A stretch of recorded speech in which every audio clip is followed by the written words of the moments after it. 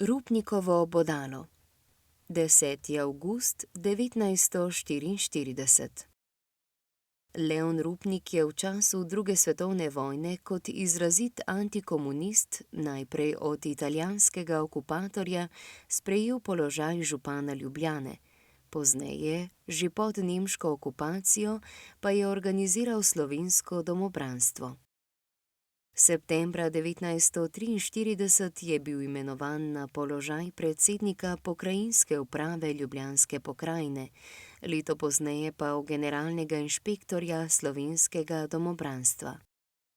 Imel je velik vpliv znotraj slovenskega domobranstva in ostal njegov glavni ideolog. Maja 1945 se je umaknil v Avstrijo, vendar so ga zahodni zavezniki naslednje leto vrnili. Obsojen je bil izdaje in sodelovanja z okupatorjem, zato so ga septembra 1946 ustrelili. Bodalo ali kratki meč je Rupnik kot dar prejel 10. avgusta 1944 ob praznovanju svojega 64. rojstnega dne.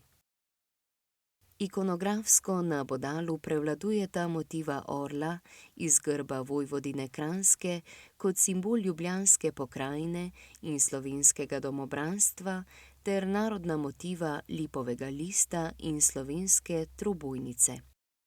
Na zgornji strani branika sta vgravirana datum 10. 8. 1944 in geslo Naprej v zmago. Po načrtih mladega arhitekta so ga izdelali ljubljanska pasarja, brata Alojzij in Rafael Žmuc ter kipar in medaljer Stane Dremelj. V muzej je bodalo prišlo leta 1951, vse od tedaj se nahaja na stalnih muzejskih razstavah.